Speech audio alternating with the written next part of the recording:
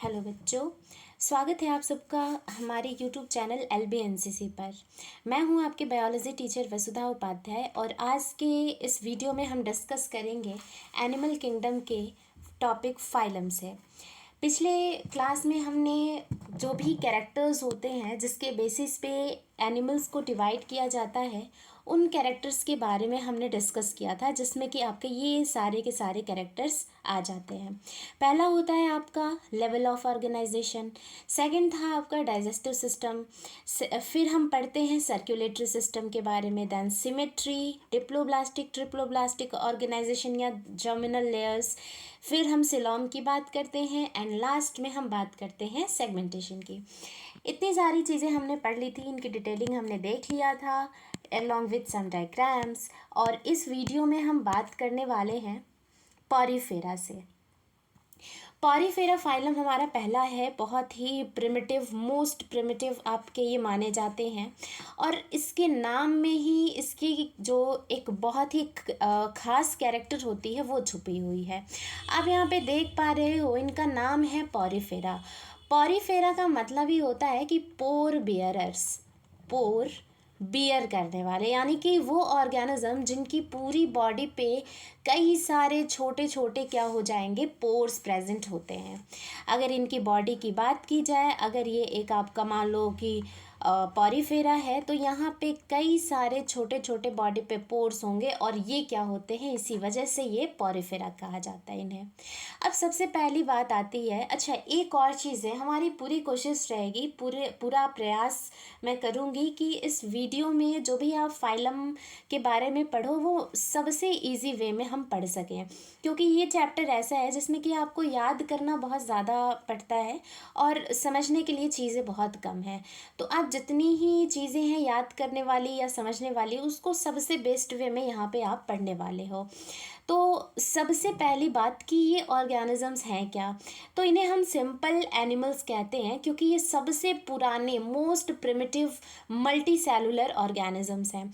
अब इनकी body multi cellular तो है लेकिन सेल एग्रीगेट से बनी हुई है, यानी कि कई सारे सेल्स यहाँ पे एक साथ क्लस्टर में, एग्रीगेट में, यानी कि ग्रुप में प्रेजेंट हैं। बट यहाँ पे ये क्या कर रहे हैं भाई, मल्टी सेलुलर होते हुए भी ये टिश्यू लेवल नहीं दिखाते। ये आपके क्या होते हैं, टिश्यू लेवल नहीं दिखाते, लेवल इनकी सेलुलर ही होती है।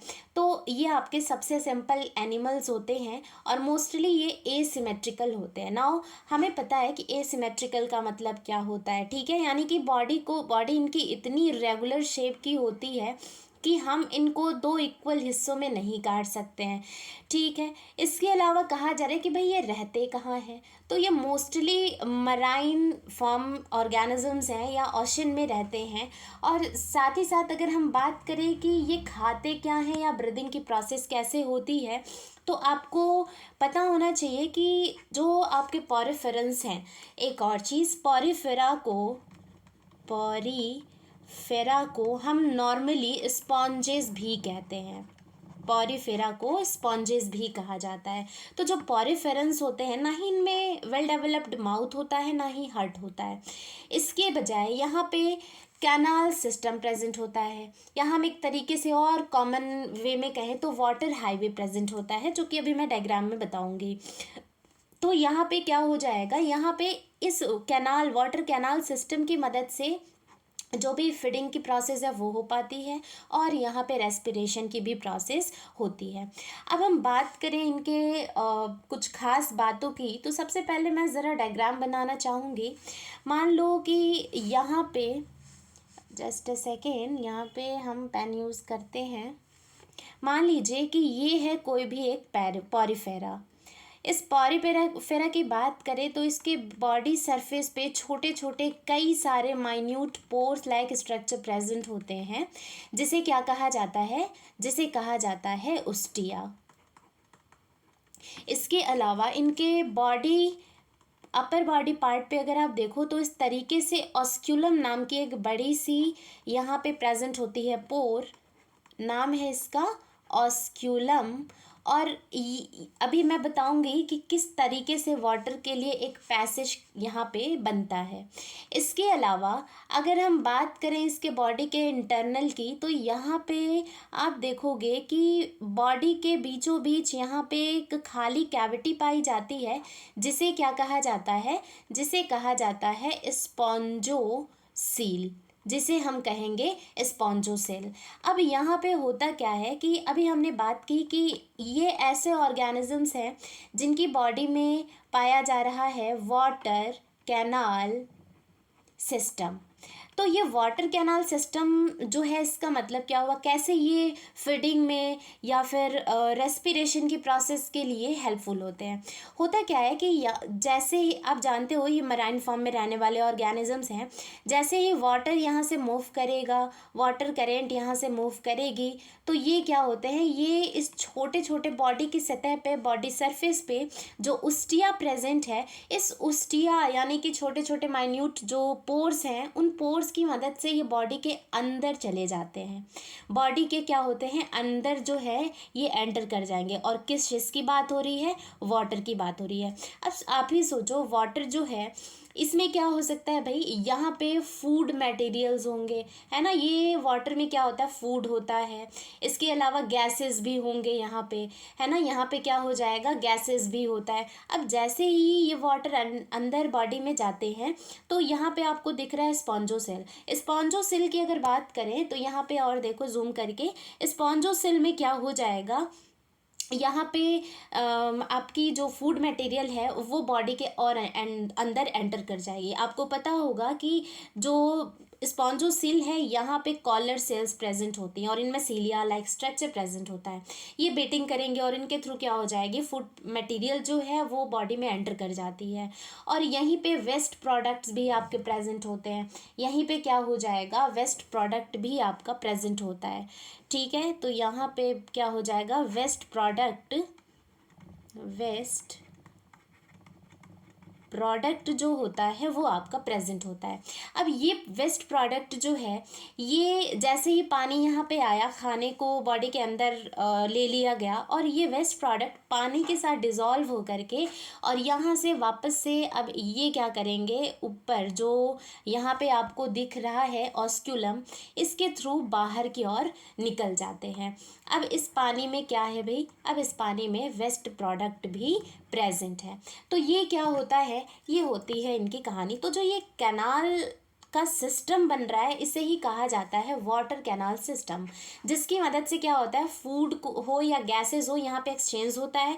और दूसरी बात कि वेस्ट प्रोडक्ट को बॉडी से बाहर निकाला जाता है। तो ये क्या हो जाएगा, ये होता है कैनाल सिस्टम। तो ये आपकी क्या है, कैनाल सिस्टम की मदद से फूड भी इनको मिल रहा है, गैसेस एक्सचेंज भी यहाँ पे हो रहा है, और वेस्ट प्रोडक्ट को बॉडी से बाहर भी ले जाया जा रहा है। ठीक है, तो ये क्या होती है, इनकी कैरेक्टरिस्टिक फीचर होती है। तो वही चीज़ यहाँ पे लिखा हुआ है कि उस्टिया प्रेजेंट होता है, स्पॉन्जोसेल प्रेजेंट होते हैं, और ऑस्क्यूलम प्रेजेंट होता है। और जहाँ से कि आपकी क्या हो जाएगी, वाटर जो एंटर कर रही थी वो बॉडी से बाहर निकलेगी। अब अगर एक हम फ्लो चार्ट बनाए कि किस तरीके से यहाँ से ये बाहर वाटर एंटर कर रहा, फिर बाहर जा रहा, तो यहाँ पे कुछ इस तरीके की फ्लो चार्ट बनेगी। सबसे पहले तो जो वाटर है, वाटर वो कहाँ से एंटर करेगा, उस्टिया की मदद से एंटर करता है। उस्टिया से होते हुए ये स्पॉन्जोसेल में जाते हैं। कहाँ जाएंगे, स्पॉन्जोसेल में जाते हैं। और स्पॉन्जोसेल से वापस ऑस्क्यूलम के थ्रू यहाँ पे ऑस्क्यूलम के थ्रू क्या होती है, बॉडी से वाटर जो है बाहर निकल जाती है। ठीक है, तो ये क्या हो जाता है, ये इनका एक फ्लो चार्ट होता है कि किस तरीके से ये कहाँ कहाँ एंटर करेंगे। सबसे पहले वाटर उस्टिया में जाएगा, उस्टिया से होते हुए बॉडी कैविटी जो है स्पॉन्जोसेल वहाँ पे एंटर करते हैं, एंड देन ऑस्क्यूलम के थ्रू बॉडी से वाटर बाहर की ओर निकल जाता है। तो ये क्या होता है, ये इनका डायग्राम होता है। अब हम बात करेंगे आगे। यहाँ पे अगर आप देखो, यहाँ पे अगर आप देखो तो अब बात की जा रही है कि वाई वाटर फ्लो इम्पॉर्टेंट। भाई वाटर फ्लो बहुत इम्पॉर्टेंट है, बिकॉज यहाँ पे हम देखें अगर तो फूड कैच करना या फिर ऑक्सीजन या गैसेस एक्सचेंज या जो वेस्ट प्रोडक्ट का फ्लश आउट है वो वाटर फ्लो की मदद से ही हो रहा है। तो जब तक पानी एंटर नहीं करेगा, वाटर फ्लो नहीं होगा, तब तक ये कहानी नहीं हो सकती। और इस वजह से क्या हो जाता है, ये बहुत ही इंपॉर्टेंट होता है। अब हम कुछ खास कैरेक्टरिस्टिक फीचर्स की बात करेंगे। सबसे पहले हमारा आता है क्वेनोसाइट्स, जिसे हम कॉलर बोन्स भी कहते हैं। इनकी डायग्राम की अगर बात की जाए तो कुछ इस तरीके के डायग्राम्स होते हैं, है ना। ये कुछ मैं पेन से बना देती हूँ। यहाँ पे अगर आप इनके डायग्राम की बात देखो तो ये कुछ इस तरीके के दिखते हैं। These are collar cells. तो ये जो कॉलर सेल्स होते हैं, इनकी अगर हम बात करें तो ये आपके क्या प्रेजेंट होता है, स्पेशल सेल होते हैं जो कि जिनमें टेल प्रेजेंट होती है, और ये आपके स्पॉन्ज की लाइनिंग करते हैं। लाइनिंग और जो कवरिंग है वो आपको पता होनी चाहिए। मान लो ये कोई एक बॉडी है, इसके अंदर की में कोई सेल है जो लेयरिंग कर रही है, ठीक है। जैसे मान लो कि कॉइनोसाइट्स की ही बात कर लेते हैं। यहाँ पे मैं बोल रही हूँ कि यहाँ पे कोई एक बॉडी है, ठीक है, कोई भी एक पार्ट है बॉडी का, और यहाँ पे मैं अगर लाइनिंग कहूँगी, इट मीन्स कि ये जो कॉइनोसाइट्स हैं ये इंटरनली प्रेजेंट है। अगर मैं कहती हूँ कि कवरिंग है, इट मीन्स कि यहाँ पे क्या हो जाएगा, let me choose another coloured pen, okay. यहाँ पे अगर हम बात करें कवरिंग की, तो कवरिंग का मतलब होता है कि बाहर से प्रेजेंट है, ठीक है, इस पार्ट के बाहर से प्रेजेंट है। तो कवरिंग मीन्स, यहाँ पे इसको लिख लेते हैं, कवरिंग। कवरिंग का मतलब होता है कि बॉडी पार्ट के बाहर से प्रेजेंट है, सेल की लाइनिंग, सेल प्रेजेंट है, ठीक है। और अगर हम बात करते हैं लाइनिंग की, इट मीन्स कि इंटरनली प्रेजेंट है, तो ये हो गया लाइनिंग। आपको ये चीज़ याद रखनी है क्योंकि बायोलॉजी के लिए ये सारी चीज़ें बहुत ही इंपॉर्टेंट होती हैं, ठीक है। तो लाइनिंग कवरिंग क्या होता है, you must have to learn and remember this, okay. यहाँ पे वही चीज़ कही जा रही है कि जो स्पेशल सेल्स होते हैं, यानी क्वेनोसाइट या कॉलर सेल्स होते हैं, ये आपकी स्पॉन्ज के बॉडी के अंदर प्रेजेंट होते हैं, लाइनिंग बनाते हैं, और इनमें क्या होता है, टेल प्रेजेंट होता है जो कॉन्टिन्यूसली मूव करेगा, जिसकी मदद से वाटर में एक स्मॉल करेंट क्रिएट होगा, जिसकी वजह से जो फूड पार्टिकल वाटर में होगा वो घूमते हुए सीधे क्या हो जाएगा, इनकी बॉडी में एंटर कर जाएंगे ना। स्केलेटन की बात करें तो ऐसा नहीं है कि जैसे हमारे किचन में स्पॉन्जेस जो होते हैं वो बिल्कुल स्क्विजी से होते हैं, वैसे ये नहीं प्रेजेंट होते हैं। इनकी बॉडी में स्पाइक्यूल्स प्रेजेंट होते हैं या स्पॉन्जिन फाइबर प्रेजेंट होता है, जो कि एक तरीके से हार्डनेस प्रोवाइड करता है, और इसकी मदद से क्या होती है, इनकी इंटरनल स्ट्रक्चर हार्ड बन पाती है। तो इससे क्या हो जाएगा, यहाँ पे स्केलेटन की प्रेजेंस होती है, ठीक है। ये भी आपको याद रखना है।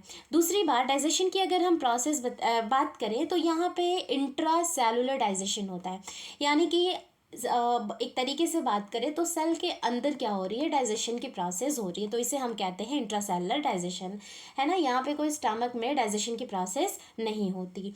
नाउ अब हम बात करेंगे रिप्रोडक्शन की। रिप्रोडक्शन की अगर बात की जाए तो यहाँ पे जो पॉरिफेरेंस होते हैं, यानी कि जो स्पंजेस होते हैं, दे आर हर्माफ्रोडाइट्स। इट मीन्स कि एक सिंगल स्पंज जो है वो एग भी प्रोड्यूस करेगा और स्पर्म भी प्रोड्यूस करेगा, यानी कि मेल की तरह भी एक्ट कर रहा है और फीमेल की तरह भी एक्ट किया जा रहा है। नाउ एसेक्सुअली रिप्रोड्यूस करने वाले ऑर्गेनिज्म होते हैं, यानी कि एसेक्सुअल रिप्रोडक्शन में फ्रेगमेंटेशन आपने पढ़ा होगा कि एक ही बॉडी होती है और वो छोटे छोटे पार्ट्स में फ्रेगमेंट्स में बट जाते हैं, और वो जो स्पेसिफिक फ्रेगमेंट्स होते हैं वो वापस से क्या हो जाएंगे, न्यू इंडिविजुअल बना लेते हैं। तो ये एसेक्सुअली अगर रिप्रोड्यूस कर रहे हैं तो फ्रेगमेंटेशन के थ्रू करेंगे, और अदरवाइज ये क्या करते हैं, सेक्सुअली रिप्रोड्यूस भी करते हैं। तो यहाँ पे क्या हो जाएगा, गैमेट की फॉर्मेशन होगी, फ्यूजन होगी, और इस तरीके से फर्टिलाइजेशन की प्रोसेस होती है, प्रोसेस आगे बढ़ता है। अब अगर हम लाइफ साइकिल की बात करें तो फर्टिलाइजेशन होने के बाद यहाँ पे क्या हो जाएगा, लार्वा की फॉर्मेशन होती है, एंड ये लार्वा जो है ये यहाँ पे क्या हो जाएंगे, अपने पेरेंट्स की तरह क्या हो जाएंगे, नहीं दिखते, डिफरेंट दिखते हैं, यानी कि जो एडल्टहुड होता है वैसे कैरेक्टर्स अभी इसमें नहीं होते। तो यहाँ पे क्या हो जाएगा, इनडायरेक्ट डेवलपमेंट होता है। ठीक है, यहाँ पे क्या हो जाएगा, इनडायरेक्ट डेवलपमेंट देखा जाता है।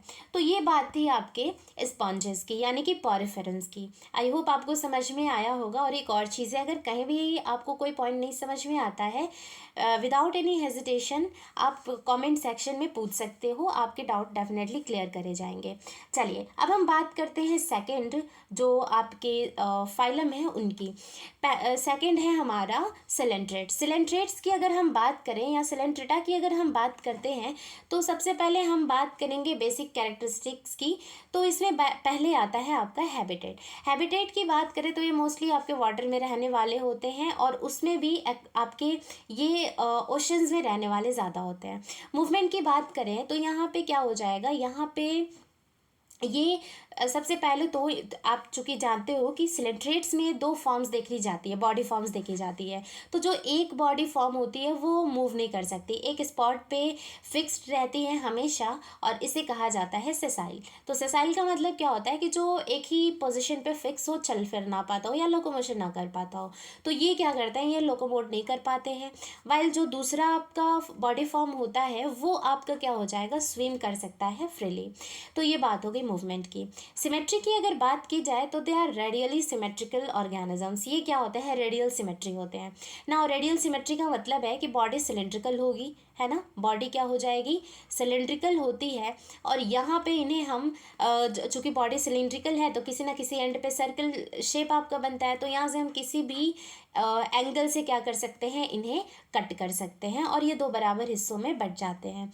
इसके अलावा यहाँ पे और क्या हो जाएगा, कॉम्प्लेक्सिटी की बात करें तो जैसे जो आपके पॉरिफेरंस थे, they are multicellular organisms, but still यहाँ पे डिफ्रेंसिएशन की प्रोसेस नहीं होती। आपको पता है कि कई सारे सेल्स मिल करके एक साथ डिफ्रेंशिएट होते हैं और टिश्यू की फॉर्मेशन करते हैं, बट पॉरिफेरंस में ऐसा नहीं होता। लेकिन जो सिलेंट्रेट्स के ऑर्गेनिजम्स होते हैं, यहाँ पे क्या हो जाएगा, टिश्यू लेवल ऑर्गेनाइजेशन दिखाई जाती है। इसके अलावा दे आर डिप्लोब्लास्टिक। डिप्लोब्लास्टिक का मतलब है कि यहाँ पे एंडो और एक्टोडर्म प्रेजेंट होता है, और इनके बीच की लेयर जो होती है वो होती है mesoglea. There is no mesodermal layer present. तो ये क्या हो जाएगी, ये इस वजह से होते हैं डिप्लोब्लास्टिक। नाउ अब हम बात करेंगे कुछ स्पेशल फीचर्स की।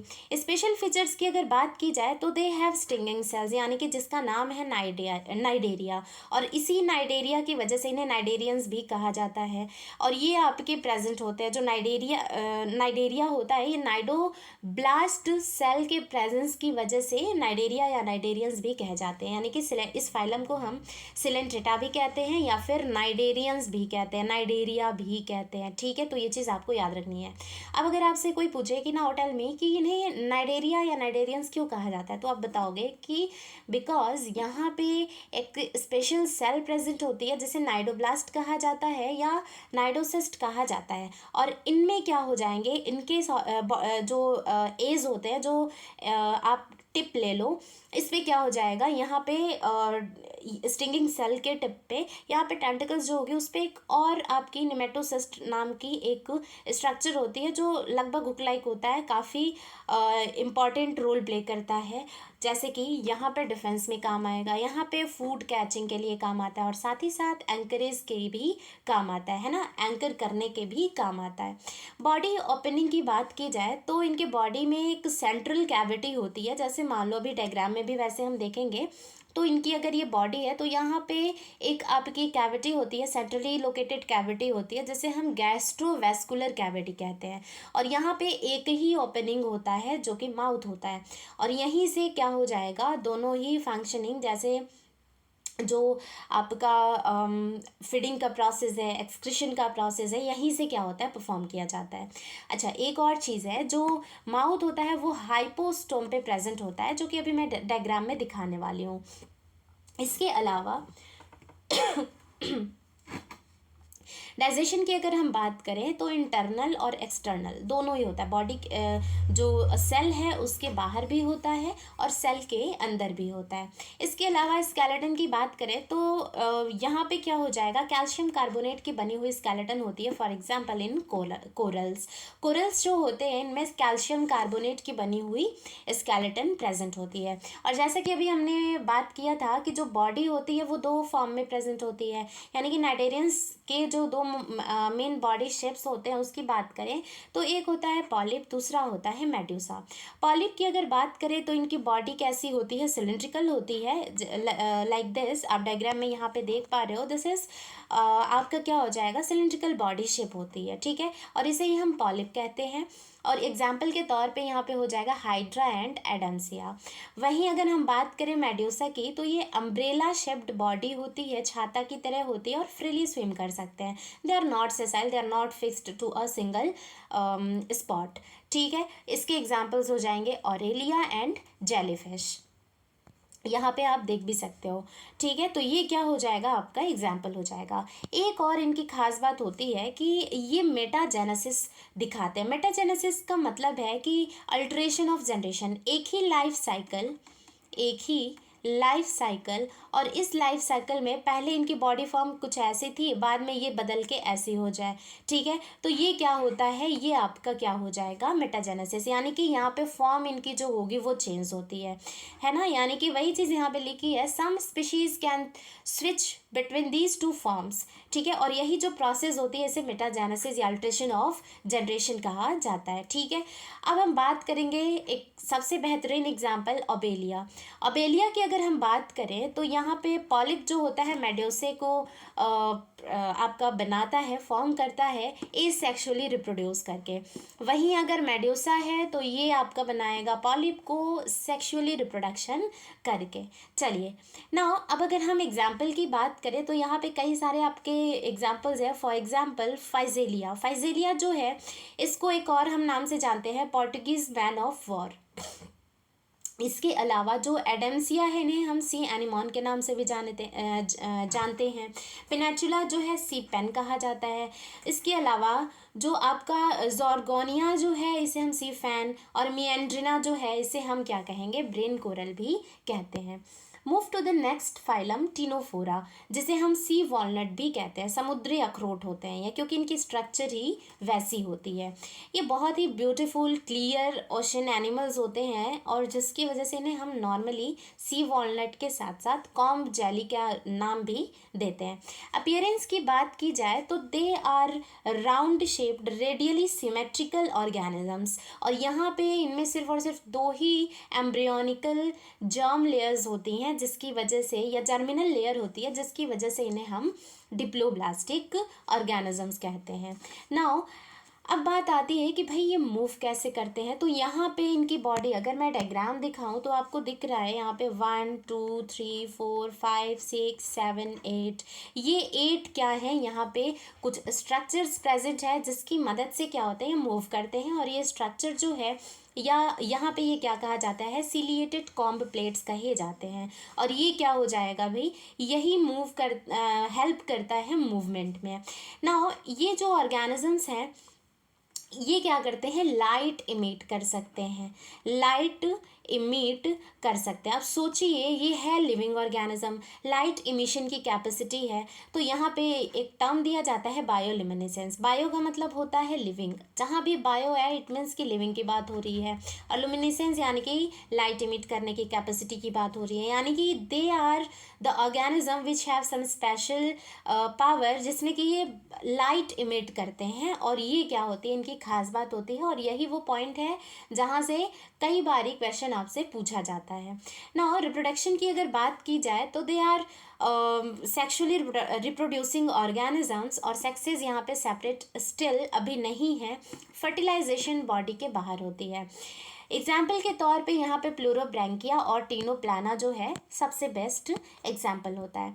तो ये था आपका 3 फाइलम। इस वीडियो में इतना ही, मिलेंगे नेक्स्ट क्लास में जिसमें कि हम डिस्कस करेंगे नेक्स्ट फाइलम से। तब तक आपको अगर कोई भी दिक्कत होती है, कुछ ऐसा पॉइंट जो ना समझ में आया हो, आप पूछ सकते हो। और बने रहिए नेक्स्ट वीडियो में जो भी टॉपिक्स आते हैं उसके साथ। Thank you.